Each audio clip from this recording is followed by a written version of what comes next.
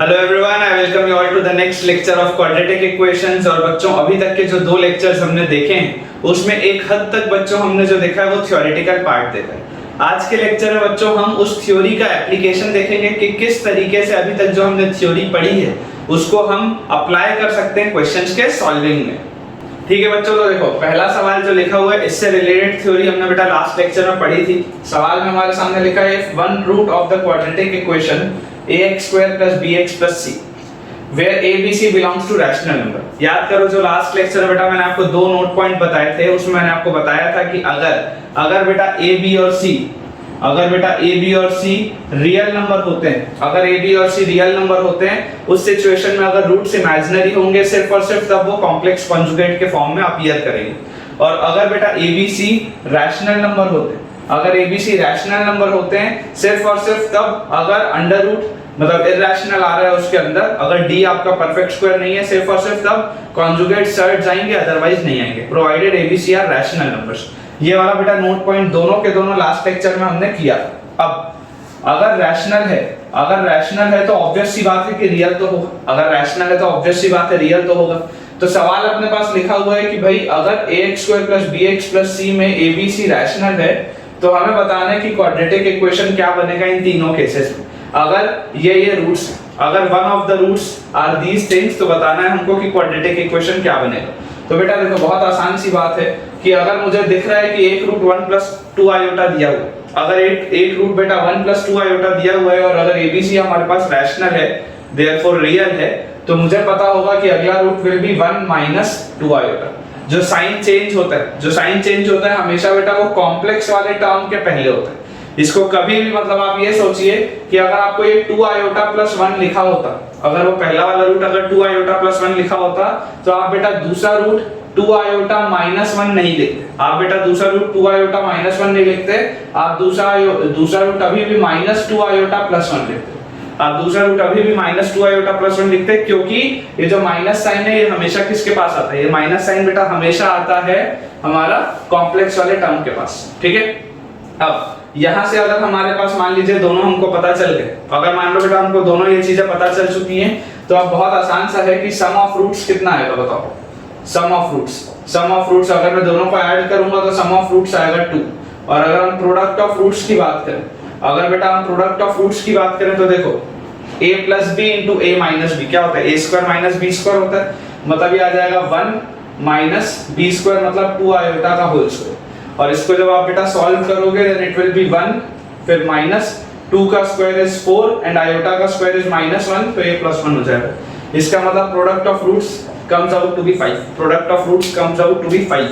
तो बेटा यहां से अगर हमको इक्वेशन लिखना है तो इक्वेशन क्या होता है, x² minus sum of roots into x plus product of roots। तो product of roots कितना है 5। तो हमारे पास जो पहला वाला रिलेशन आ गया, पहला वाला जो क्वाड्रेटिक आया इट इज x² - 2x + 5। और बेटा हम इसमें देख सकते हैं कि a b और c तीनों के तीनों क्या है, रैशनल नंबर्स। अगर मान लीजिए अपने पास अगला सवाल दिया हुआ है जिसमें एक रूट है 1/3 + √7, तो बेटा इसमें कभी भी आपको अगला रूट 1/3 - √7 नहीं लिखना, 3 - √7 नहीं लिखना है। याद रखना है कि अगर एक रूट a + √b होता है तो दूसरा रूट a - √b होता है, और ये दोनों चीजें किस में होती है, न्यूमरेटर में होती है। ये दोनों चीजें किस में होती है, न्यूमरेटर में होती है। यहाँ पर बेटा आपको जो रूट दिया हुआ है वो डिनोमिनेटर में दिया हुआ है। तो सबसे पहले बेटा इसमें हमको क्या करना पड़ेगा, सबसे पहले इसको हमको रैशनलाइज करना पड़ेगा। अगर बेटा इसको मैं रैशनलाइज करूं तो देखो ये 1/3 + √7 लिखा हुआ है। अगर बेटा मैं यहाँ पे 3 - √7 से मल्टीप्लाई भी कर दूं और अगर मैं 3 - √7 से डिवाइड भी कर दूं तो मेरे पास ये क्या चीज आ जाएगी, this will be 3 - √7 upon a + b * a - b will be a² - b², 3² 9 होता है, √7 का स्क्वायर 7 होता है, 9 - 7 2 बचेगा। डायरेक्टली लिख दे रहा हूं बेटा 9 - 7 हमारे पास 2 बचेगा। तो अब हमारे पास जो रूट आया, now the first root has come out to be 3 - √7/2। तो अगर एक रूट 3 - √7/2 आया है, so the next root will be 3 + √7/2। हमेशा जिस तरीके से माइनस साइन बेटा जो आपके पास कॉम्प्लेक्स नंबर के पहले आता है, उसी तरीके से कॉन्जुगेट सर्ड्स में माइनस साइन और जो साइन चेंज होता है वो हमेशा अंडर रूट के पहले होता है ना। साइन चेंज कभी भी कांस्टेंट वाले टर्म के पहले नहीं होता। तो अगर बेटा अपने पास ये दोनों रूट्स आ गए, अगेन अगर मैं आपको बोलूंगा कि let's calculate sum of roots, तो सम ऑफ रूट्स कितना आएगा बताओ। जब मैं दोनों को जोड़ूंगा तो ये -√7 और +√7 कैंसिल आउट हो जाएगा, 3/2 और 3/2 कितना आ जाएगा 6/2 विच इज इक्वल टू 3। और अगर हम निकालेंगे प्रोडक्ट ऑफ रूट्स, तो product of roots will be, अगर इसको हम इससे मल्टीप्लाई करें तो a - b * a + b is a² - b², तो देखो न्यूमरेटर में आप देखोगे तो it will come out to be 3² - b² मतलब √7 और डिनोमिनेटर अगर हम देखेंगे तो 2 × 2 विल बी 4। तो यहां से अपने पास आ जाता है बेटा 9 - 7/4 which is equal to 2/4, जिसको मैं लिख सकता हूं हाफ। तो अगर मान लो मुझे यहाँ पर भी बेटा इक्वेशन लिखना है, तो इक्वेशन क्या आ जाएगा x² minus some of roots into x, तो सम ऑफ रूट्स कितना है 3 × x plus product of roots कितना है हाफ, और इसकी वैल्यू आएगी 0 के बराबर। ये आपके पास क्वाड्रेटिक इक्वेशन।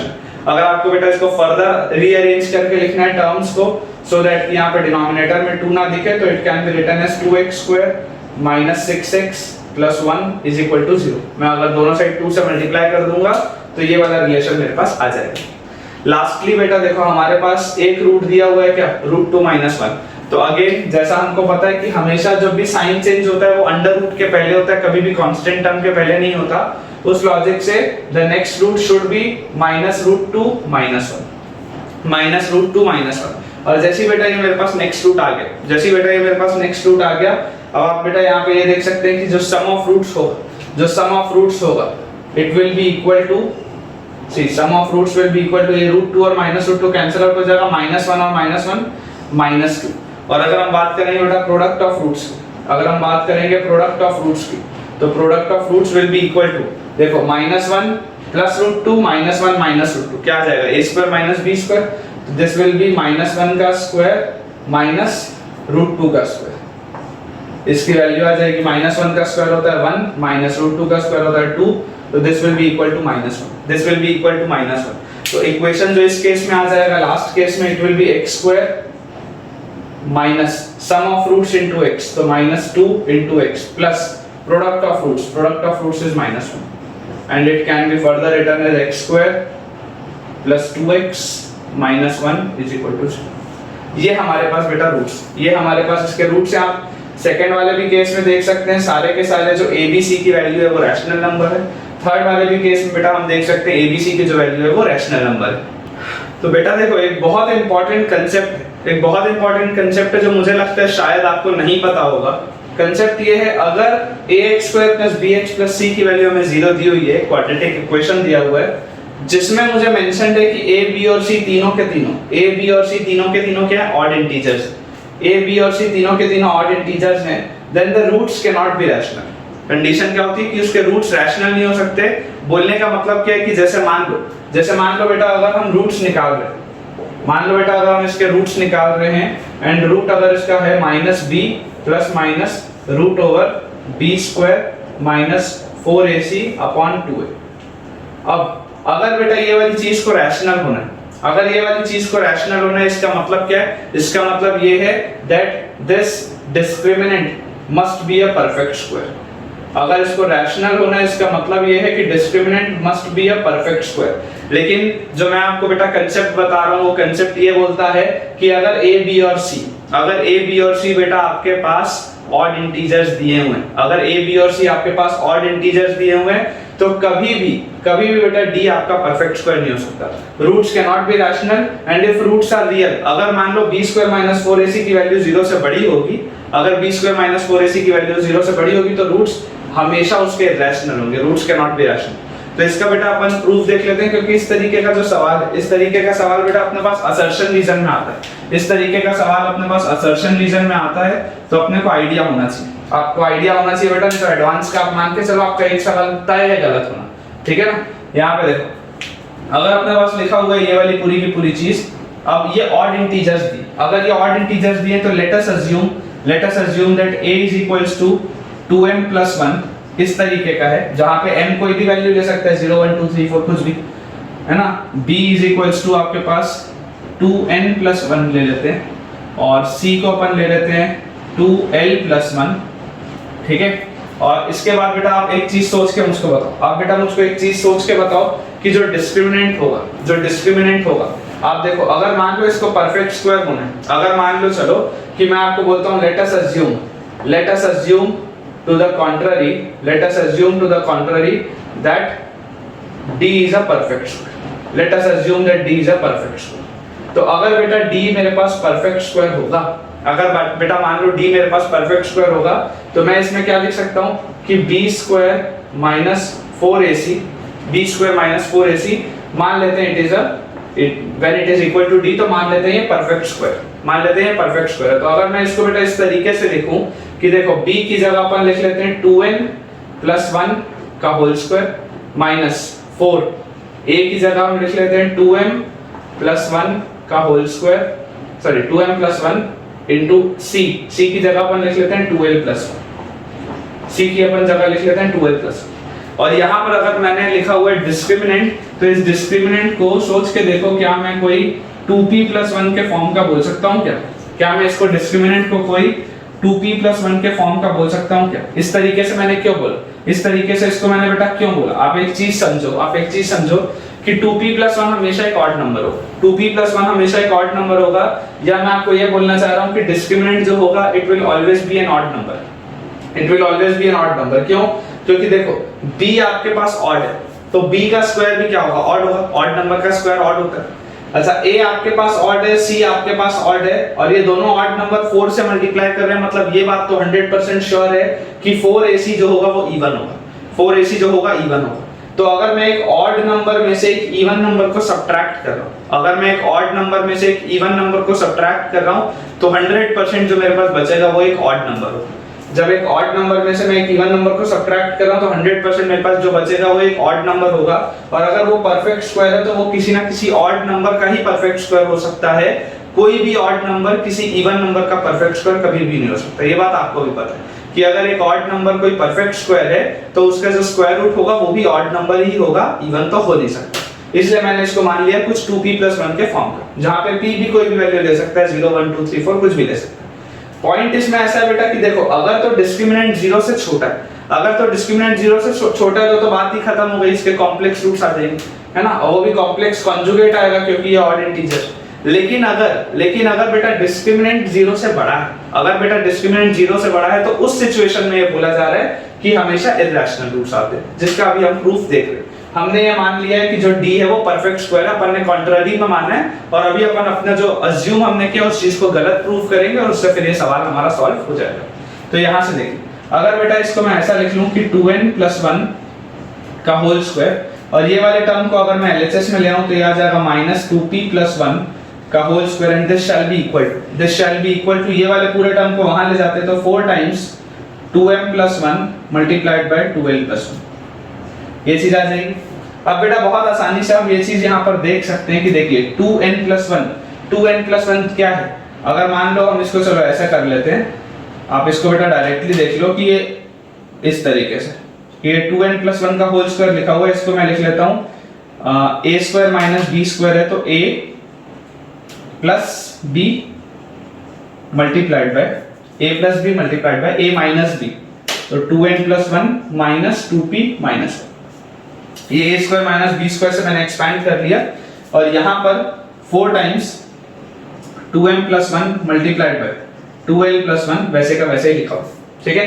तो यहाँ से बताओ इसको जब हम सॉल्व करेंगे तो ये कितना आ जाएगा, 2n 2p और 2 दोनों में से, तीनों में से 2 कॉमन आएगा, तो this will B n plus p plus 1 multiplied bye, यहाँ पर देखो ये वाला 1 और ये वाला माइनस 1 कैंसिल आउट हो जाएगा, तो ये 2n माइनस 2p में भी बेटा अगर हम देखेंगे तो एक 2 बाहर आ जाएगा, 2n माइनस 2p में बेटा अपन देखेंगे तो एक 2 बाहर आ जाएगा, तो अंदर बचेगा n माइनस p, और यहाँ से बेटा आप देखो this is equal to 4 times 2m plus 1 multiplied by 2l plus 1, this will be equal to 4 times 2m plus 1 multiplied by 2l plus 1। यहाँ से ये वाला 4 और ये 4 कैंसिल आउट हो जाएगा। अब अपने को बेटा क्या पता है, अपने को ये पता है कि ये n p, ठीक है, ये आपकी कोई भी वैल्यूज हो सकती है, n और p वाली जो चीज है बेटा वो आपकी कोई भी वैल्यू हो सकती है, क्योंकि मैं वो नेचुरल नंबर मान रहा हूँ, है ना, ये m n p l ये कोई भी वैल्यू हो सकती है। Let us assume that these n and p are to be even. अगर मान लो n और p इवन, अगर मान लो n और p इवन है, तो देखो एक इवन नंबर में एक इवन नंबर ऐड हुआ तो ये इवन होगा, और उसमें एक 1 ऐड हुआ तो ऑड होगा। तो ये वाला पूरा का पूरा इस केस में तो क्या आ रहा है, ऑड आ रहा है, इस केस में ऑड आ रहा है। और यहाँ पर देखो n माइनस p, इवन में से अगर आप एक इवन बेटा माइनस करोगे तो आपके पास एक इवन नंबर आएगा, इवन में से आप बेटा एक इवन माइनस करोगे तो आपके पास इवन नंबर आएगा। तो इसका क्या मतलब हुआ, odd multiplied by even. Odd multiplied by even क्या होता है, इवन नंबर होता है। और आरएचएस तो बेटा 100% है, आप एम एल कुछ भी रख लो, RHS will be 100% odd, this will be 100% odd in all the cases. मैं भी अलग अलग आपको केसेस बता रहा हूँ, ये तो हमेशा आपके पास ऑड ही आएगा। आप m और l कुछ भी रख लो, ऑड रखो इवन रखो, this will always be odd, क्योंकि ये 2m + 1 भी ऑड नंबर होता है, 2l + 1 भी ऑड नंबर होता है, हमने माना ही वैसे। तो ये तो हमेशा ऑड है। तो देखो यहाँ ऑड है, यहाँ इवन है, दोनों का प्रोडक्ट इवन होता है, इवन बराबर ऑड आ रहा है, पॉसिबल नहीं है, मतलब यहाँ पे कॉन्ट्राडिक्शन आ गया। इसका मतलब जो मैंने अज्यूम किया था वो गलत अज्यूम किया था, पहला केस। दूसरे केस में मान लेते हैं n और p दोनों को ऑड, दूसरे केस में मान लेते हैं n और p दोनों को ऑड। इमेजिन करो बेटा अगर n और p दोनों ऑड हो गया, इमेजिन करो बेटा अगर n और p दोनों ऑड हो गया तो ये ऑड नंबर में ऑड नंबर जुड़ा, ऑड नंबर में ऑड नंबर जुड़ेगा तो क्या आएगा, इवन आएगा, और फिर इवन नंबर में 1 ऐड हुआ तो ये तो ऑड ही आएगा अगेन। और यहाँ पर देखो जब ऑड नंबर में से ऑड नंबर सब्ट्रैक्ट होगा, एक ऑड नंबर में से बेटा जब एक ऑड नंबर सब्ट्रैक्ट होता है तो हमेशा इवन नंबर बचता है। इसका मतलब बेटा ये वाला आपके पास अगेन इवन आएगा, इसका मतलब ये वाला आपके पास अगेन इवन आएगा। तो देखो odd into even, odd into even will be again कितना, ये वापस आपके पास बेटा ये पूरा इवन आ जाएगा, और ये ऑड ही है तो आपके पास क्या आ जाएगा, अगेन आपके पास कॉन्ट्राडिक्शन आ गया, मतलब जो हमने माना है वो गलत माना। एंड एक और केस बच जाता है जब मान लेते हैं n को इवन मान लेते हैं और p को ऑड मान लेते हैं, वैसे वैसा भी मान सकते हो अगर कोई भी एक इवन और दूसरा ऑड हो। तो सोच के देखो यहाँ पर ये अगर इवन है, अगर मान लो तुम्हारे पास n इवन है और p ऑड है, तो ऑड नंबर में 1 ऐड होगा तो क्या आ जाएगा, ये p + 1 इवन हो जाएगा, और इवन में इवन ऐड होगा तो क्या आ जाएगा, ये इवन आ जाएगा।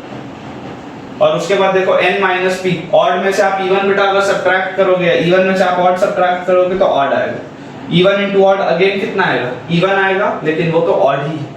मतलब तीनों केसेस में बेटा, तीनों केसेस में हो क्या रहा है, कॉन्ट्राडिक्शन आ रहा है, तीनों के तीनों केसेस में हो क्या रहा है, कॉन्ट्राडिक्शन मेरे पास आ जा रहा है। इसका मतलब जो मैंने अज्यूम किया था, मैंने ये जो अज्यूम किया था that it will be a perfect square, वो मैंने गलत अज्यूम किया, तभी तो ये कॉन्ट्राडिक्शन आ रहा है। मतलब अगर वो एक परफेक्ट स्क्वायर नहीं, अगर वो एक परफेक्ट स्क्वायर नहीं है तो ये वाली पूरी की पूरी चीज बेटा जो b² - 4ac है वो रूट के बाहर डायरेक्टली नहीं आएगी, कोई ना कोई अंडर रूट वाला टर्म बच जाएगा, because it is not a perfect square. और अगर बेटा अंडर रूट वाला टर्म बच जा रहा है, इसका मतलब it must be irrational, the roots must be irrational. अगला सवाल बच्चों जो बोर्ड में लिखा हुआ है वो बहुत बेसिक सवाल है, अगर आपने क्लास 10th में आरडी शर्मा बनाई होगी तो ऐसे आपको ढेरों बेटा सवाल मिले होंगे, है ना। बहुत बेसिक सवाल है, अगेन जैसा आपको प्रोग्रेशन से लॉगरिथम से सब कुछ पता होगा, धीरे धीरे अपने को लेवल बढ़ाना है बेटा, एक बार में बाउंसर नहीं खेल पाओगे, ठीक है।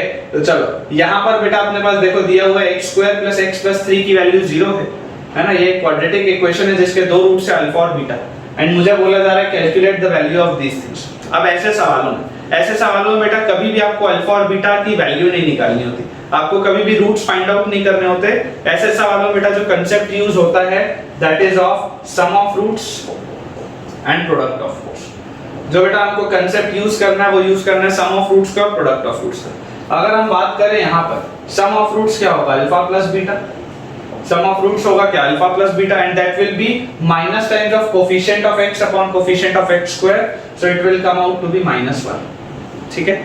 और प्रोडक्ट ऑफ रूट्स क्या होगा, alpha into beta, and it will be constant term divided by coefficient of x square, so constant term is 3, coefficient of x square is 1, तो अल्फा इनटू बीटा की वैल्यू आएगी 3। अब जैसे ही मेरे पास ये चीज आ गई, आप बेटा पहला वाला केस देखो, पहले वाले केस में लिखा हुआ है alpha by beta plus beta by alpha, यही चीज लिखी है पहले वाले केस में। इसको अगर मैं क्रॉस मल्टीप्लाई करके बेटा एलसीएम लेके सॉल्व करूं तो it will be alpha square plus beta square upon alpha beta. जैसे हम इसको एलसीएम लेके सॉल्व करेंगे हमारे पास आएगा alpha square plus beta square upon alpha beta. और आप अगर इसको देखोगे तो आप याद करो एक आइडेंटिटी होती है बेटा alpha plus beta whole square which is a plus b whole square. क्या होता है, ये होता है a square plus 2ab plus b square. ऐसे वाले कंडीशन में हमेशा बेटा ये वाली आइडेंटिटी यूज आती है। आइंदा से आपको याद भी रखना है कि alpha square plus beta square की वैल्यू होती है alpha plus beta whole square minus 2 alpha beta. अगर ये वाला 2 अल्फा बीटा हम एलएचएस में ले आएंगे तो alpha plus beta whole square minus 2 alpha beta की वैल्यू आ जाएगी alpha square plus beta square.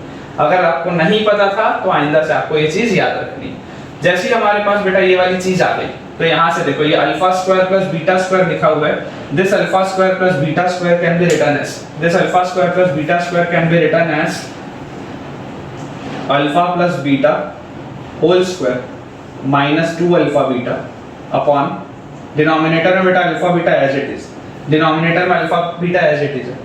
Purpose क्या है? पर्पस है पूरे के पूरे एक्सप्रेशन को सम ऑफ रूट्स और प्रोडक्ट ऑफ रूट्स में कन्वर्ट करना। पर्पस क्या है? पूरे के पूरे एक्सप्रेशन को सम ऑफ रूट्स और प्रोडक्ट ऑफ रूट्स में कन्वर्ट करना। तो देखो सम ऑफ रूट्स मुझे पता है कितना है, सम ऑफ रूट्स -1 है, तो ये आ जाएगा -1 का whole square minus twice into product of roots. Product of roots बोलो कितना है 3, और डिनोमिनेटर में क्या है? Product of roots again 3। So this can be further written as -1 का square is 1 minus 2 into 3 is -6 upon 3. So this comes out to be -5 by 3. This comes out to be -5 by 3 पहले वाले expression की value. अब अगर हम बेटा बात करें सेकंड वाले एक्सप्रेशन की, तो सेकंड वाले एक्सप्रेशन में देखो क्या लिखा हुआ है, alpha square beta plus beta square alpha. क्या लिखा हुआ है? Alpha square beta plus beta square alpha. आप बेटा अगर ध्यान से देखोगे तो दोनों में अल्फा बीटा कॉमन है। अगर मैं अल्फा बीटा बाहर कॉमन निकाल लूं तो मेरे पास अंदर बचेगा अल्फा प्लस बीटा, अंदर मेरे पास बचेगा अल्फा प्लस बीटा। ध्यान से देखो पहला वाला जो टर्म है वो प्रोडक्ट ऑफ रूट्स है, सेकंड वाला जो टर्म है वो सम ऑफ रूट्स।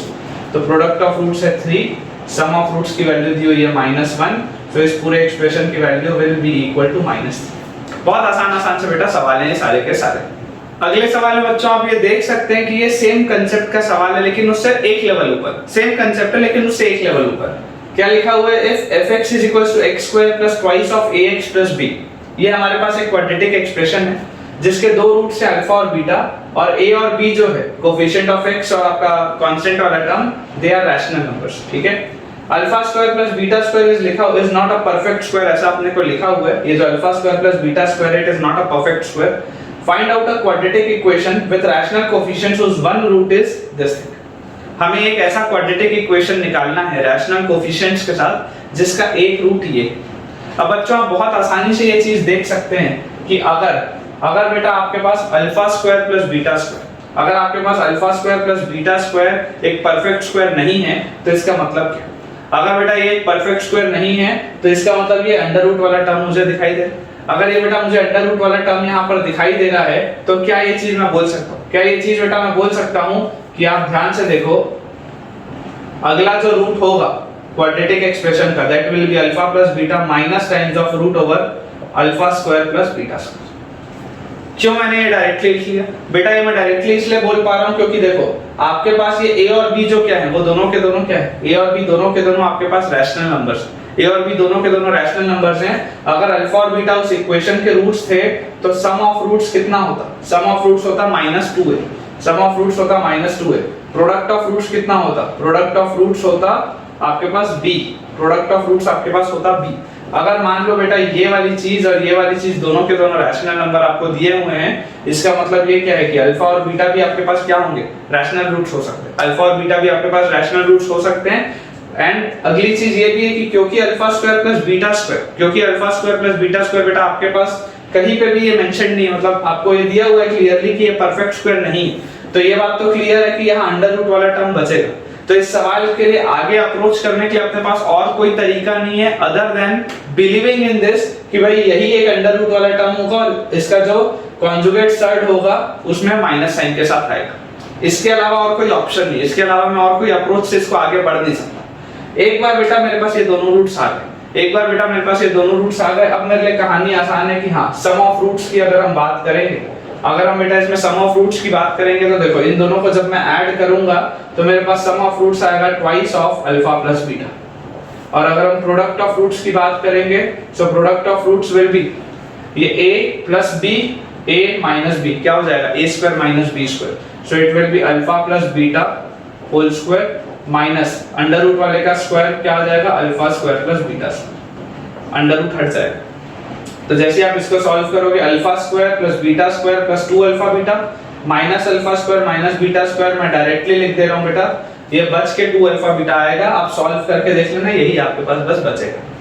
जैसे सम ऑफ रूट्स और प्रोडक्ट ऑफ रूट्स मेरे पास आ चुके हैं, तो यहाँ से आप बेटा देख सकते हैं कि sum of roots alpha plus beta की वैल्यू अगर माइनस ऑफ ट्वाइस ए है तो सम ऑफ रूट्स आ जाएगा माइनस 4a, और प्रोडक्ट ऑफ रूट्स की वैल्यू अगर ट्वाइस ऑफ अल्फा बीटा है तो it will come out to be 2b, it will come out to be 2b। तो जो बेटा मेरे पास फाइनल एक्सप्रेशन आएगा, जो फाइनल एक्सप्रेशन मेरे पास आएगा वो आ जाएगा x square minus some of roots into x, some of roots कितना है माइनस 4 है, प्लस प्रोडक्ट ऑफ रूट्स कितना है 2b। So the final answer should be x square plus 4ax plus 2। ये मेरे पास फाइनल एक्सप्रेशन आना चाहिए with rational coefficients. Of course a और b जो है वो रैशनल नंबर है, तो 4a और 2b भी रैशनल नंबर होगा। एक और सवाल बेटा, सेम कंसेप्ट एक लेवल और ऊपर, देखो इसमें लिखा हुआ है if fx is equals to x square minus twice of x plus 5, ये क्वाड्रेटिक इक्वेशन है जिसके दो रूट्स है अल्फा और बीटा।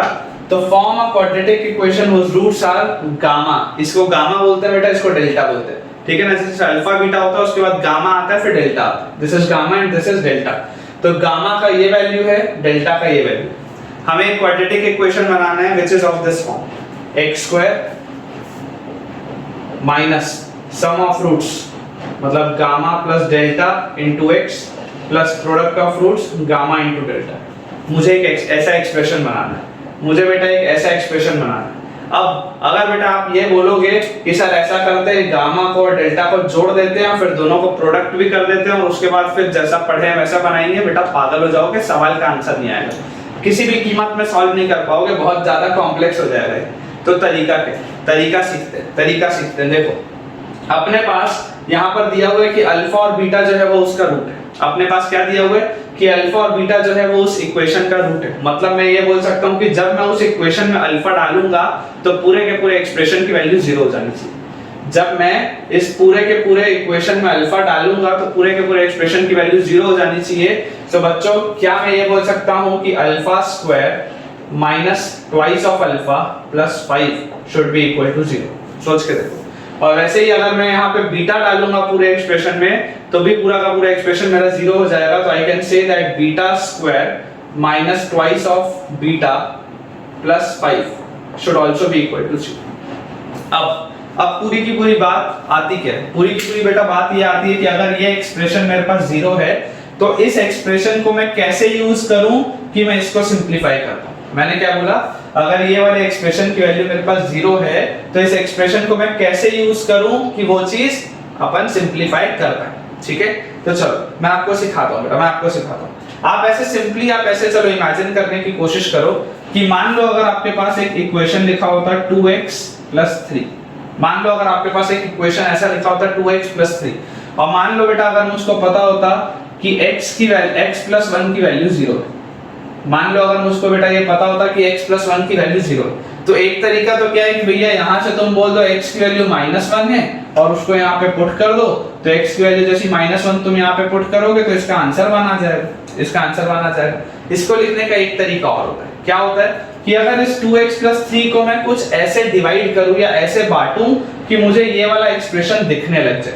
ठीक है, तो अगर मान लो मैं इसको ऐसा लिखूं कि 2x + 2 + 1 और फिर ट्वाइस ऑफ x + 1 + 1 और फिर मुझे पता है अगर x + 1 की वैल्यू 0 है तो ये पूरा 0 हो जाएगा तो आंसर 1 बचेगा। ये भी एक तरीका, अगर आपको नहीं पता था तो आप सीख लो, ये भी एक तरीका। डायरेक्टली भी लिख सकते थे, ऐसा भी लिख सकते थे। यहाँ पर बेटा मैं इसके अलग से रूट्स निकालने नहीं बैठूंगा। अगेन कभी भी बेटा बुद्धिमानी उसमें नहीं है कि आप अलग से बैठ के रूट्स निकाल रहे हो, क्योंकि अगर कॉम्प्लेक्स रूट आए तो क्यूब थोड़ा ना करने बैठ जाओगे यार। वो भी आप इसके रूट निकालोगे तो वो प्लस और माइनस साइन के साथ आएगा, 2 रूट आएगा। कितने केसेस देखोगे, क्या क्या बनाओगे, नहीं बनेगा। इसलिए मैं इस कंसेप्ट को देखो अभी यहाँ यूज करूंगा, इसलिए मैं तुमको छोटे से मैं बताया। सोच के देखो, अगर मान लो बेटा मैं तुमको बोलूं कि इस अल्फा स्क्वायर -2 अल्फा + 5 ये वाला जो क्वाड्रेटिक फैक्टर है इसको इस क्यूबिक में अपन लाने की कोशिश करते हैं। आई होप आप लोगों को बेटा ये डायरेक्ट मेथड पता होगा, जो अपन डिविडेंड और डिवाइजर वाला जो लॉन्ग डिवीजन मेथड अपन करते थे, ये उसी का शॉर्टकट है। जो डिविडेंड और डिवाइजर वाला अपन लॉन्ग डिवीजन पूरा का पूरा मेथड करते थे कि अगर ये डिविडेंड है और ये डिवाइजर है, ये उसी का शॉर्टकट में लिखा, ठीक है ना। अगर बेटा ये मेथड पसंद आएगा तो वीडियो को लाइक करना बहुत जरूरी है, अगर आपके लिए मेथड नया है तो। चलो यहाँ पर लिखा हुआ alpha square minus 2 alpha plus 5, वापस मैंने लिख लिया alpha square minus 2 alpha plus 5। अब सोचो पहला टर्म है अल्फा क्यूब, यहाँ पर मुझे दिख रहा है अल्फा स्क्वायर, मतलब क्या मुझे एक अल्फा लिखना पड़ेगा। जैसे मैं एक अल्फा लिखूंगा तो अल्फा और अल्फा स्क्वायर मल्टीप्लाई होकर अल्फा क्यूब बना लेंगे। उसके बाद ये वाला अल्फा इस माइनस 2 अल्फा से मल्टीप्लाई होगा तो क्या बनाएगा, माइनस 2 अल्फा स्क्वायर बनाएगा, ये बनाएगा माइनस 2 अल्फा स्क्वायर। पर मुझे चाहिए था अल्फा स्क्वायर, मुझे चाहिए था अल्फा स्क्वायर, तो मैं बोलूंगा कि यहाँ पर 3 और मल्टीप्लाई कर दो। क्यों मल्टीप्लाई कर दो, क्योंकि ये वाला अल्फा जब माइनस 2 अल्फा स्क्वायर बना लिया तो ये 3 अल्फा स्क्वायर जोड़ के ये अल्फा स्क्वायर आ जाएगा, ठीक है। फिर ये वाला अल्फा और 5 मल्टीप्लाई होगा तो क्या आएगा, 5 अल्फा आएगा। और ये वाला 3 और माइनस 2 अल्फा जब मल्टीप्लाई होगा तो क्या आएगा, माइनस 6 अल्फा आएगा। तो ये 5 अल्फा और ये माइनस 6 अल्फा कितना हो जाएगा, माइनस अल्फा। चाहिए क्या था, माइनस अल्फा, तो कुछ और ऐड वाइड करने की जरूरत नहीं। अब देखो ये वाला अल्फा इस तीनों से मल्टीप्लाई हो चुका है, ये वाला 3 इन दोनों से मल्टीप्लाई हो चुका है। अब ये वाला 3 जब 5 से मल्टीप्लाई होगा तो क्या आएगा, 15 आएगा। मुझे क्या चाहिए था, 22 चाहिए था। इसका मतलब क्या मैं ये बोल सकता हूँ इसमें मैं 7 ऐड कर दूं। सोच के देखो, जब आप इस पूरे को एक्सपैंड करके बेटा सॉल्व करोगे तो फाइनली आपके पास वही वाला एक्सप्रेशन आएगा। लेकिन फायदा क्या हुआ, फायदा ये हुआ बेटा कि मैं इस एक्सप्रेशन को लिख सकता हूँ alpha plus 3 times alpha square minus 2 alpha plus 5। इसको मैं डायरेक्टली ऐसा लिख सकता हूँ और यहाँ पर मैं लिख सकता हूँ प्लस 7। यहाँ पर मैं लिख सकता हूँ प्लस 7। और बेटा मुझे पता है कि alpha square minus 2 alpha plus 5 की वैल्यू 0 है, मतलब ये तो पूरा का पूरा 0 है। तो 0 मल्टीप्लाइड बाय एनीथिंग क्या होगा, 0 होगा। मतलब इस पूरे के पूरे कॉम्प्लेक्स से एक्सप्रेशन की वैल्यू कितनी आई, 7 आ गई। एज सिंपल एज दैट, 7 आ गई। अगर मेथड आपके लिए नया है तो मुझे जरूर आप कमेंट में बताएंगे कि सर हमारे लिए ये वाला मेथड नया था, हम तो ना जाने क्या सोच रहे थे कि ये कैसे सॉल्व हो, जरूर बताएंगे। यहाँ पर देखो, अगर मुझे डेल्टा निकालना है, अगेन मैं सेम चीज करूंगा। मुझे पता है ये पूरी चीज 0 है, तो मैं इस बड़े से कॉम्प्लेक्स से डिविडेंड को फैक्टराइज करने की कोशिश करता हूं इसके टर्म्स में, जैसे मैंने इसको करने की कोशिश की थी। तो अगर मैं आपके पास यहां लिख दूं beta square minus 2 beta plus 5, एक और बार लिख लेते हैं beta square minus 2 beta plus 5, और उसके बाद देखो यहाँ पर क्या है, बीटा क्यूब है। मुझे यहाँ पे बीटा स्क्वायर दिख रहा है, मतलब अगर मैं बीटा लिखूंगा तो बीटा और बीटा स्क्वायर क्या बना लिया, बीटा क्यूब, जो आ चुका है। ये बीटा और माइनस 2 बीटा मल्टीप्लाई होकर क्या बनेगा, माइनस 2 बीटा स्क्वायर। मुझे चाहिए था 4 बीटा स्क्वायर, इसका मतलब मुझे यहाँ पे 6 जोड़ना पड़ेगा। जैसे देखो बीटा और minus 2 beta, minus 2 beta square और 6 बीटा स्क्वायर, 4 बीटा स्क्वायर आ गया। ये वाला बीटा और 5 बीटा बनाया, और ये 6 और माइनस 2 12 माइनस 12 बीटा बनाया। ये 5 बीटा और ये माइनस 12 बीटा कितना आया, माइनस 7 बीटा, जो चाहिए था मुझे, और कुछ जोड़ने की जरूरत नहीं। ये बीटा इन तीनों से मल्टीप्लाई हो चुका है, ये 6 इन दोनों से मल्टीप्लाई हो चुका है। जब 6 5 से मल्टीप्लाई होगा तो आएगा 30, मुझे चाहिए 35। इसका मतलब क्या, मैं यहाँ पे सिंपली एक 5 ऐड कर दूं, और जैसे मैंने ये बेटा चीज ऐड की तो मुझे दिखाई दे रहा है कि this is nothing but beta plus 6 times beta square minus twice of beta plus 5, और यहाँ पे आ गया प्लस 5। और मुझे पता है ये पूरी की पूरी वैल्यू क्या है, 0। 0 मल्टीप्लाइड बाय एनीथिंग इज 0, मतलब फाइनल आंसर इसका कितना आ गया, ये पूरा का पूरा सिंपलीफाई होके आ गया 5।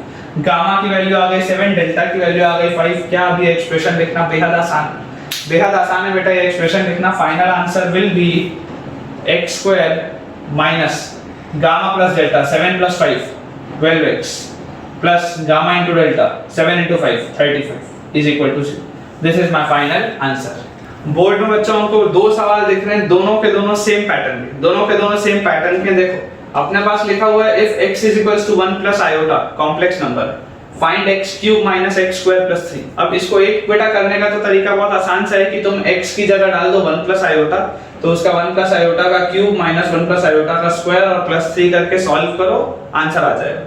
वैसे ही अगर यहाँ पर लिखा है x is equals to 3 plus root 5, find the value of this thing। अब अगर बेटा तुम इसको इन सब में डाल के सॉल्व करोगे, बहुत कॉम्प्लेक्स, लेकिन शॉर्टकट जो अभी अभी हमने पढ़ा है, एक्सप्रेशन बना के उसकी वैल्यू 0 से इक्वेट करके डिवाइड करके सॉल्व करना, अभी अभी हमने जो मेथड पढ़ा है। देखो यहाँ पर अगर x इज इक्वल टू अगर 1 प्लस आयोटा लिखा है तो क्या मैं ये बोल सकता हूँ कि x minus 1 should be equal to iota, ठीक है। अगर मैं दोनों साइड स्क्वायर कर दूंगा तो x माइनस 1 का whole square should be equal to iota का स्क्वायर। आयोटा का स्क्वायर क्या होता है, माइनस 1 होता है। x माइनस 1 का होल स्क्वायर मतलब x square minus 2x plus 1 should be equal to -1 और I can say that x square minus 2x plus 2 is equal to 0।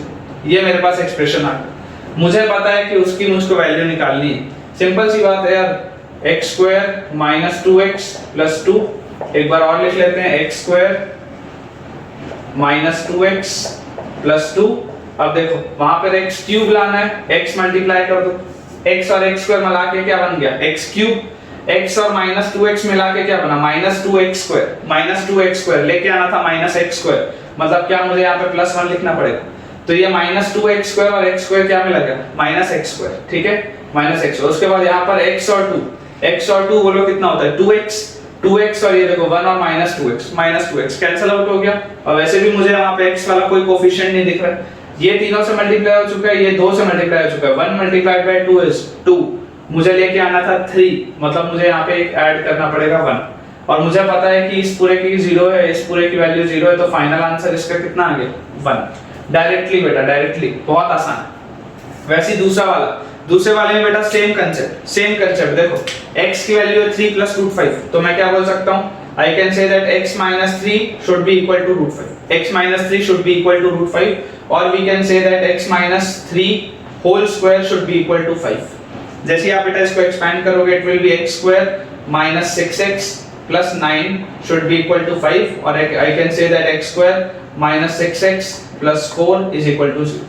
जैसे बेटा मेरे पास ये वाला एक्सप्रेशन आ गया, अब इस क्यूबिक को सॉल्व करना बेहद आसान है, सॉरी बाय क्वाड्रेटिक को सॉल्व करना बेहद आसान है। सिंपल हम ये लिख सकते हैं x square minus 6x plus 4, x square minus 6x plus 4। और देखो यहाँ पर x की पावर 4 है, x स्क्वायर मल्टीप्लाई किया तो ये इससे मिलके क्या बना x की पावर 4 बना। उसके बाद x स्क्वायर और माइनस 6x, ये कितना बनाएगा माइनस 6x क्यूब, मुझे चाहिए था माइनस 12x क्यूब, इसका मतलब मुझको यहाँ पे माइनस 6x मल्टीप्लाई करना पड़ेगा।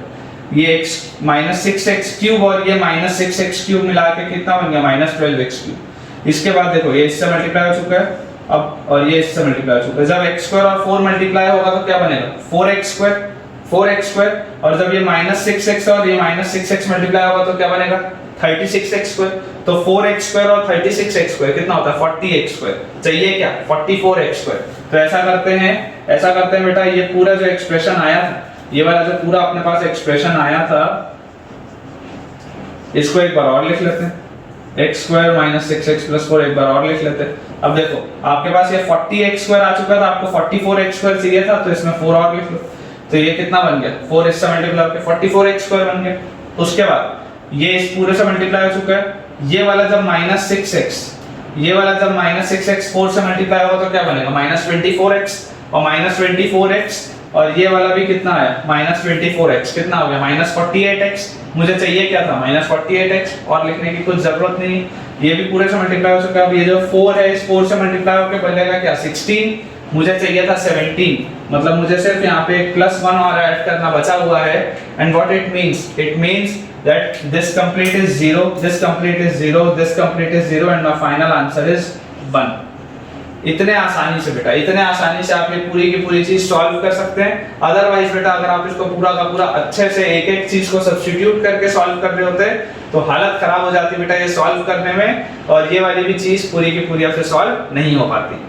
बच्चों देखो नेक्स्ट क्वेश्चन हमारे सामने लिखा हुआ है, quadratic polynomial fx is equal to x square plus ax plus b is formed with one of its zeros being 4 plus 3 root 3 by twice plus root 3, where a and b are integers, a और b क्या है integers। Also gx is equals to एक biquadratic लिखा हुआ है, such that g of 4 plus 3 root 3 by 2 plus root 3 is equal to c root 3, where c and d are also integers। Find the values of abc। थोड़ा सा बेटा देखने में सवाल जरूर आपको कॉम्प्लेक्स लगेगा, लेकिन बेहद आसान सवाल, वेरी इजी क्वेश्चन। देखो आपको क्या लिखा हुआ है कि fx की वैल्यू जो है, fx जो आपके पास क्वाड्रेटिक पॉलिनोमियल दिया हुआ है, it is x square plus ax plus b, यही है क्वाड्रेटिक पॉलिनोमियल। अब इसमें आपको बोला गया इसका एक जीरो जो है it is 4 plus 3 root 3 upon twice of 2 plus root 3, ये अपने पास एक जीरो। ऑब्वियसली बेटा देख के पहला ध्यान जाता है कि यार इसको रैशनलाइज कर लो, सबसे पहला क्या थॉट आता है कि इसको रैशनलाइज कर लो। तो जैसे ही आप इसको बेटा रैशनलाइज करोगे तो it will be twice minus root 3 by 2 minus root 3। जैसे ही हम इसको सॉल्व करेंगे तो देखो ये जब 2 4 से मल्टीप्लाई होगा तो 8, 2 जब 3 रूट 3 से मल्टीप्लाई होगा तो 6 रूट 3, माइनस रूट 3 जब 4 से मल्टीप्लाई होगा तो माइनस 4 रूट 3, और माइनस रूट 3 जब रूट 3 से मल्टीप्लाई होगा 3 रूट 3 से तो minus 9 upon a plus b into a minus b will be a square minus b square, 2 का स्क्वायर होता है 4, रूट 3 का स्क्वायर होता है 3, 4 माइनस 3 इज 1, तो डिनोमिनेटर लिखने की जरूरत नहीं, डिनोमिनेटर लिखने की जरूरत नहीं।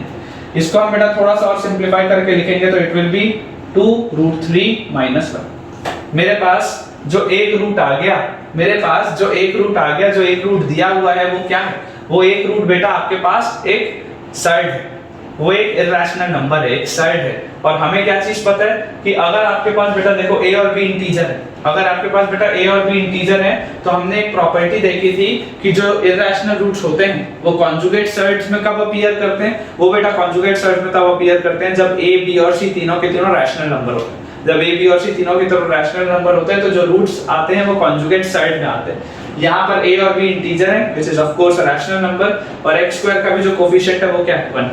तो इसका मतलब अगर एक रूट मेरे पास 2 रूट 3 माइनस 1 आया है तो it is very obvious to say that the other root will be minus 2 root 3 minus 1, क्योंकि नेगेटिव साइन हमेशा जो कॉन्जुगेट का आता है वो किसके आगे आता है, इरैशनल नंबर के सामने आता है। तो यहाँ से बेटा मेरे पास देखो जो दो रूट्स आ गए, यहाँ से मेरे पास बेटा जो दो रूट्स आ गए उससे मैं क्या बोल सकता हूँ, सम ऑफ रूट्स जो होगा, सम ऑफ रूट्स जो होगा वो क्या आएगा, इन दोनों को ऐड कर देते हैं। इन दोनों को मैं जैसे ही ऐड करूंगा तो मेरे पास वैल्यू आ जाएगी -2, और सम ऑफ रूट्स मुझे यहाँ से क्या देख रहा है, sum of roots is minus times of coefficient of x upon coefficient of x square, so it will be -a, it will be -a। So from here I can say that a is equal to 2। पहली चीज तो मिल गई, a की value 2 है, ये तो पता चल गया। अच्छा प्रोडक्ट ऑफ रूट्स देखो, -1 + 2 root 3 -1 - 2 root 3, product of roots बोलो कितना आएगा, product of roots will be a square minus b square, मतलब -1 का स्क्वायर -2 रूट 3 का स्क्वायर, -1 + 2 रूट 3 और -1 - 2 रूट 3 है तो ये आ जाएगा अपने पास a square minus b square. और यहाँ से देखो क्या आ गया, 1 - 2 का स्क्वायर इज 4, रूट 3 का स्क्वायर इज 3, तो 4 × 3 इज 12। तो बेटा इसकी वैल्यू आ गई अपने पास -11, प्रोडक्ट ऑफ रूट्स। और प्रोडक्ट ऑफ रूट्स क्या होता है, constant term divided by coefficient of x square, मतलब this is b, this is b। b की वैल्यू आ गई -11, a की वैल्यू आ गई 2, दो चीजें तो मिल गई। अगला अपने पास क्या लिखा हुआ है, अब बेटा ध्यान से, अब बहुत ध्यान से देखो, आपके पास बेटा सवाल में लिखा हुआ है कि gx एक पॉलिनोमियल है बाय क्वाड्रेटिक इस फॉर्म का, ठीक है, और उसमें आपको बोला हुआ है कि जब मैं g में इस चीज को रखता हूं, ये वही वाली चीज है जो बेटा दी हुई थी जिसको हमने सॉल्व किया, तो जिसकी वैल्यू आई 2 रूट 3 माइनस 1। जब मैं g में इस चीज को रखता हूं तो मेरे पास c रूट 3 प्लस d के फॉर्म का कुछ चीज बनता है, तो आप बताओ कि फाइनल c और d का वैल्यू क्या होगा। तो बेटा अभी अभी जो हमने शॉर्टकट मेथड पढ़ा है, आप सोच के देखो, जब g ऑफ x आपको निकालना है, जब बेटा आपको g ऑफ x निकालना है, मतलब अगर मुझे x की वैल्यू को 2 रूट 3 माइनस 1 डालना है, अगर मुझको x की वैल्यू को 2 रूट 3 माइनस 1 डालना है किसमें, इस एक्सप्रेशन में, तो क्या ये शॉर्टकट लगेगा जो अभी अभी हमने पढ़ा। देखो अगर x की वैल्यू यहाँ पे g ऑफ x लिखा है ना, अगर x की वैल्यू यहाँ पे 2 रूट 3 माइनस 1 है, और अगर मुझको इस पूरे की वैल्यू निकालनी है, मतलब अगर मुझे यहाँ 2 रूट 3 माइनस 1 सब में रख के निकालना होता तो डायरेक्टली शॉर्टकट लगेगा। तो यहाँ से बेटा हम देखो क्या बोल सकते हैं, x + 1 will be equal to 2 root 3, x + 1 will be equal to 2 root 3, square अगर बेटा मैं दोनों साइड पे कर दूंगा तो x + 1 का whole square will be equal to x + 1 का whole square will be equal to 4 × 3, हम क्या बोल सकते हैं बताओ कितना आ जाएगा, 12 आ जाएगा। या आप यहाँ से भी बेटा देखो डायरेक्टली देख सकते हो कि अगर आप यहाँ पे वो क्वाड्रेटिक लिखोगे वो दोनों सेम ही बनेगा, आई थिंक वो दोनों सेम ही बनेगा। जैसे आप बेटा इसको सॉल्व करोगे, this will be x square plus 2x plus 1 minus 12 is equal to 0, या x square plus 2x minus 11 is equal to 0। यही चीज यहीं से भी बनती, जो आपके पास fx दिया हुआ था, जो आपके पास ये fx दिया हुआ था, इसमें x स्क्वायर प्लस a की जगह क्या लिखता मैं 2x, और b की जगह में क्या लिखता -11, तो इस पूरे के एक्सप्रेशन की वैल्यू क्या आती है fx के बराबर। और ये क्वाड्रेटिक एक्सप्रेशन है तो इसको हमेशा हम इक्वेट किससे करते हैं, 0 से करते हैं। यहाँ पे भी देखो वही कंडीशन बन रही है, x square plus 2x minus 11 is equal to 0। आपको यहाँ से बनाना हो वैसे बनाना हो, एक ही बात। और जैसे ही बेटा मेरे पास ये एक्सप्रेशन बन गया, अब अगर इस बाय क्वाड्रेटिक अगर इस बाय क्वाड्रेटिक को मैं इसके टर्म्स में फैक्टराइज करने की कोशिश करूं तो देखते हैं क्या है। मेरे पास लिखा हुआ है x square plus 2x minus 11, इसको लिख लेते हैं एक बार और x square plus 2x minus 11, और एक और बार लिख लेते हैं x square plus 2x minus 11। अब देखते हैं यहाँ x की पावर 4 है, मतलब मैं x स्क्वायर लाऊंगा तो ये मल्टीप्लाई होकर बना x की पावर 4। अब x स्क्वायर जब 2x से मल्टीप्लाई होगा तो 2x क्यूब बनेगा, 2x क्यूब मुझे चाहिए था तो यहाँ और कुछ करने की जरूरत नहीं। x स्क्वायर जब माइनस 11 से मल्टीप्लाई होगा तो मेरे पास क्या बनेगा, मेरे पास बन जाएगा माइनस 11x स्क्वायर, मुझे चाहिए था माइनस 10x स्क्वायर, मतलब मुझे यहाँ पे प्लस 1 लिखना पड़ेगा। तो ये वाला 1 इस x स्क्वायर से मल्टीप्लाई होगा और ये माइनस 11x स्क्वायर, तो ये बन गया माइनस 10x स्क्वायर। अब इसके बाद देखो ये वाला 1 जब इस 2x से मल्टीप्लाई होगा तो क्या बनाएगा, 2x बनाएगा। मुझे चाहिए था 4x, तो मुझे अगर 4x चाहिए था और मुझे 2x मिल रहा है तो मुझे ये वाली चीज को लिखने की जरूरत नहीं है क्योंकि उसकी डिग्री 2 थी, उसकी डिग्री 2 थी। यहाँ पर देखो ये 1 जब 2x से मल्टीप्लाई हुआ तो 2x बना, यहाँ 4x चाहिए तो मैं यहाँ पे डायरेक्टली लिख सकता हूँ और 2x ऐड करना पड़ेगा। और जब ये 1 माइनस 11 से मल्टीप्लाई हुआ तो माइनस 11, यहाँ पर क्योंकि माइनस 10 लिखा हुआ है तो मुझे यहाँ पे प्लस 1 करना पड़ेगा। ये माइनस 11 प्लस 1 आपके पास आ जाएगा माइनस 10। ठीक है, मतलब कि बेटा ये जो पूरा का पूरा एक्सप्रेशन है, देखो ये 0 ये 0, ये जो पूरा का पूरा एक्सप्रेशन है इसकी वैल्यू आएगी 2x प्लस 1 के बराबर इफेक्टिवली, जहां पर x क्या है, x है बेटा आपके पास 2√3 माइनस 1। अगर मैं यहाँ पर सब्स्टिट्यूट कर दूं तो this will be 2 into 2√3 minus 1 और फिर plus 1, so this will B 4√3 minus 2 plus 1 will be minus 1। ये मेरे पास आएगा। और ये आता किस फॉर्मेट में था, ये आता था c√3 प्लस d के फॉर्मेट में, जहां पे c और d भी क्या थे, इंटीजर थे। So I can compare and say that c will be equal to, क्योंकि ये 4√3 है, यहाँ c√3 था तो c will be equal to 4 पहली चीज, और d will be equal to -1, d will be equal to -1 ये दूसरी चीज। तो फाइनली बेटा जो ABCD हमारे पास आए उसमें a आया 2, b आया -11, c आया 4 और d आया -1। तो बच्चों आज के लेक्चर का लास्ट सवाल हमारे सामने लिखा हुआ है, alpha and beta are the roots of the equation k times x square minus x plus x plus 5 equal to 0 if k1 and k2 are the two values of k for which the roots of alpha and beta are connected by the relation, एक relation दिया हुआ है, find the value of k1 by k2 plus k2 by k1। ये हमारे पास सवाल है। अब शुरुआत बेटा अगर मान लो हम करते हैं तो सबसे पहले तो इस क्वाड्रेटिक को थोड़ा सा रीअरेंज करके लिख लेते हैं। So it will be k times x square, फिर प्लस x टाइम्स आपके पास आ जाएगा 1 माइनस k और plus 5 is equal to 0। x में क्वाड्रेटिक हमने बना ली, देखो kx स्क्वायर फिर प्लस x फिर माइनस kx और प्लस 5 इक्वल टू 0। अब आपको बोला जा रहा है अल्फा और बीटा इसके दो रूट्स हैं, हमको बोला जा रहा है अल्फा और बीटा इसके दो रूट्स हैं, ठीक है। और अगर अल्फा और बीटा इसके दो रूट्स हैं और आपके पास ये रिलेशन आपके पास एक दिया हुआ है, तो यहाँ से बेटा आप देखो सबसे पहले sum of roots, sum of roots क्या होगा, माइनस b बाय a, तो minus times of 1 minus k upon k, और it can be written as k minus 1 upon k। Sum of roots, product of roots की बेटा अगर हम बात करेंगे alpha into beta, product of roots will be c by a that is 5 upon k। ये दो चीज हमारे सामने आ गई। मुझे एक रिलेशन बेटा दिया हुआ है alpha by beta plus beta by alpha is equal to 4 by 5। अभी अभी बेटा मैंने आपको ये बताया था कि इसको कैसे लिखा जाता है, alpha square plus beta square, alpha square plus beta square upon alpha beta is equal to 4 by 5, मैं ये बोल सकता हूँ, ठीक है। और यहाँ से देखो alpha square plus beta square को हम क्या लिख सकते हैं, alpha plus beta whole square minus 2 alpha beta. This can be written as alpha plus beta whole square minus 2 alpha beta upon alpha beta is equal to 4 upon 5, ऐसे हम लिख सकते हैं। अल्फा प्लस बीटा देखो सम of roots क्या था, k minus 1 by k, तो k minus 1 by k का whole square minus 2 alpha beta, तो 2 इंटू अल्फा बीटा बोलो कितना है 5 by k upon alpha beta 5 by k is equal to 4 by 5। ये चीज हमारे पास आ रही।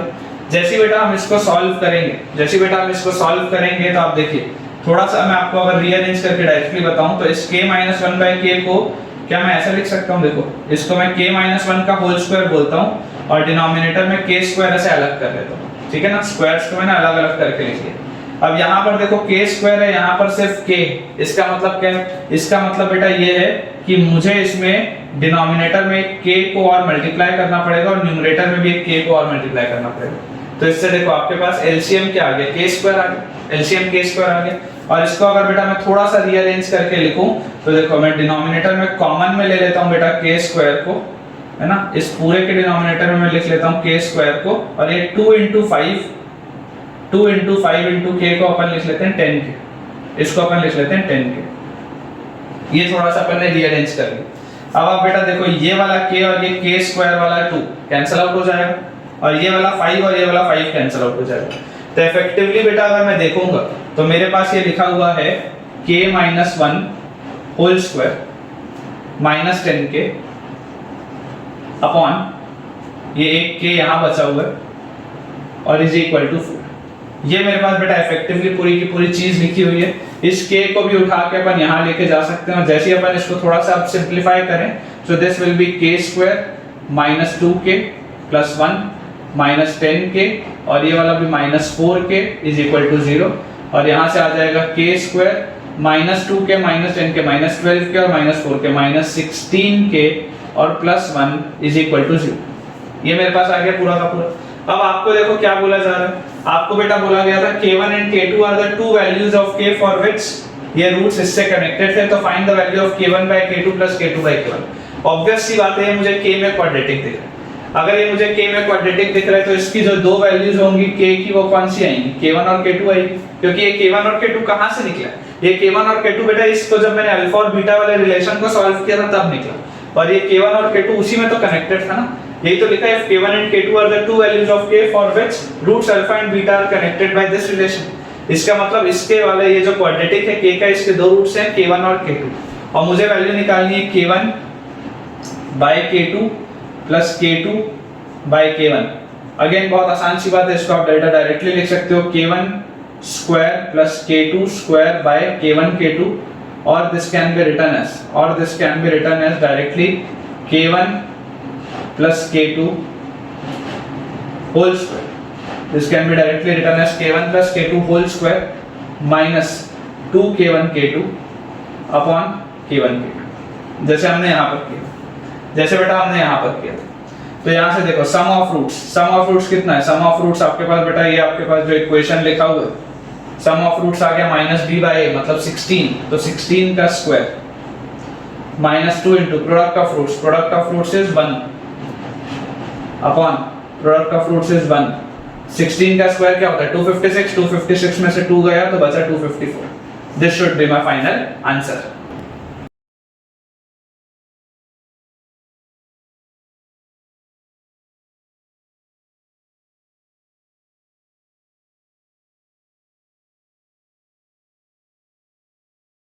ठीक है बच्चों, तो ये सारे के सारे 12 होमवर्क के क्वेश्चंस हैं जिसके आंसर बेटा मैंने यही दे दिए।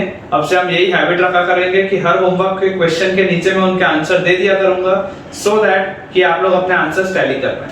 आज का लेक्चर बच्चों आपको समझ में आया होगा ऐसी मुझे उम्मीद है। अगर आपको कोई भी बेटा डाउट है आज के लेक्चर में, जरूर आप मुझे कमेंट सेक्शन में पूछ सकते हैं, मैं आपको उसका सॉल्यूशन बता दूंगा। अगर आज का वीडियो आपको पसंद आया तो वीडियो लाइक करना ना भूलें, चैनल सब्सक्राइब करना ना भूलें, साथ ही इस वीडियो के लिंक को अपने फ्रेंड से आप शेयर करना भी ना भूलें। अभी हमें बेटा क्वाड्रेटिक के भी कई सारे सवालों की प्रैक्टिस करनी है, बिकॉज विदाउट प्रैक्टिस बेटा मैथ्स में कमांड नहीं आएगा। जैसा प्रोग्रेशन में आपका कमांड आया है उसी लॉजिक से, उसी तरीके से हमें क्वाड्रेटिक में भी अपना कमांड लेकर आना है, जिसके लिए कई सारे सवालों की प्रैक्टिस करना बहुत जरूरी है। तो जैसे ही आपने सारे के सारे आप होमवर्क के क्वेश्चंस बना लेंगे, एक मुझे बेटा डन का कमेंट उसमें दिखना चाहिए कमेंट बॉक्स में, सो दैट मुझे पता चल जाएगा कि बच्चे भी इसकी प्रैक्टिस अच्छे से करते रहे हैं। जब तक हमारा अगला वीडियो नहीं आता तब तक के लिए thank you all very much for watching this video.